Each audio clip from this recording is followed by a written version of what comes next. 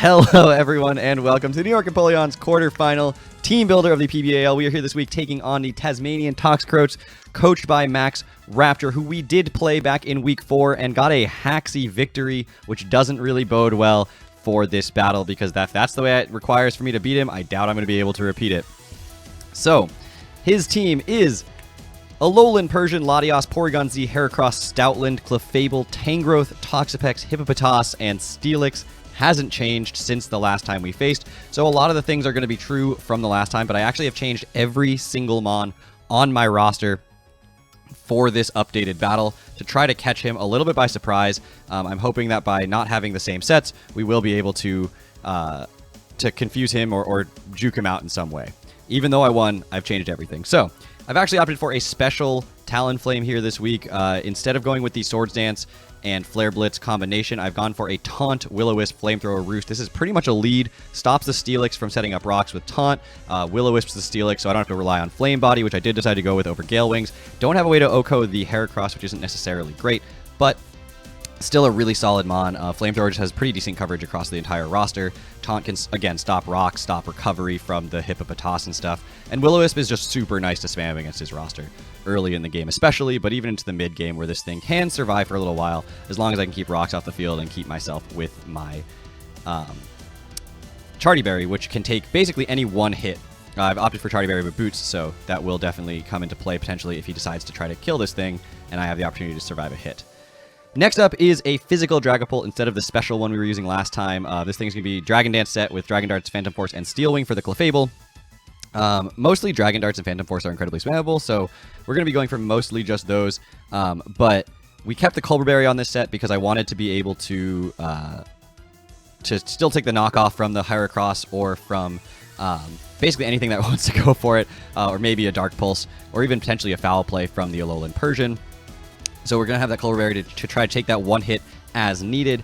Obviously doesn't protect me from the Shadow Ball from a Latios or Porygon Z if he does go for Shadow Ball over Dark Pulse on that.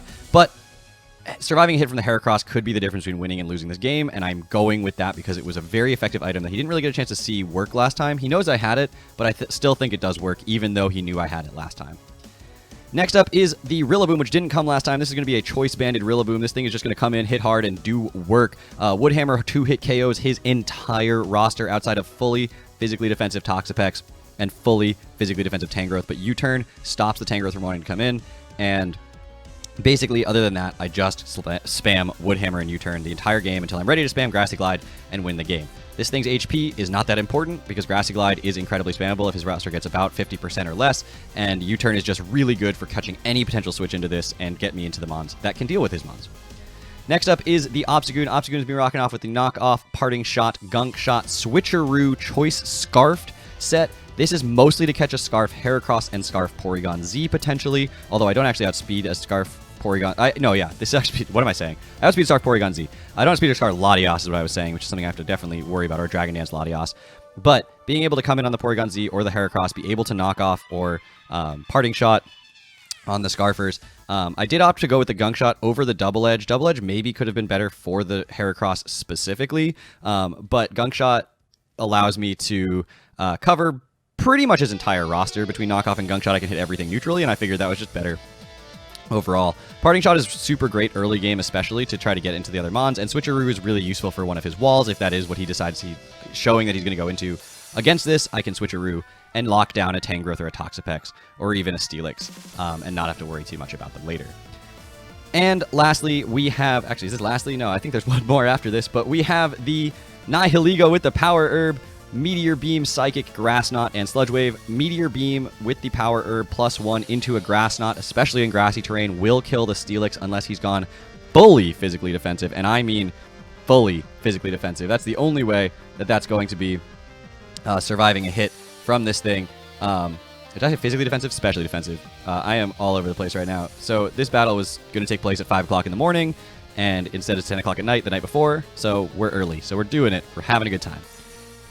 And lastly is the Gardevoir. This is going to be a Calm Mind Gardevoir with Moonblast, Mystical Fire, and Psyshock. We're rocking out with a Citrus Berry because, honestly, most hits won't kill me, and being able to take one extra hit potentially can really be the difference between winning and losing, and I don't know what moves he's going to go for, but being able to survive basically anything is super nice, and Citrus Berry is just good recovery passively. Getting up a Calm Mind is pretty free against his roster, basically makes this thing Specs, and Specs Moonblast is amazing against his team because Mystical Fire covers the only switch in he has to that, which is Steelix, and Psyshock can cover the Toxapex, which isn't really a switch into Gardevoir because of the fact that I have access to a Psychic move. And Calm Mind is pretty spammable against a Toxapex that hasn't shown either Gunk Shot or Haze, which it could have, certainly, but it's definitely something I'm going to go with, and we'll see how it goes. Hopefully this ends up putting in work, and we can do the finest here. So I will see you guys all back here tomorrow with that battle. I'm just going to rush right into it right now, so hopefully it goes well. I'll know, and you all will see it tomorrow.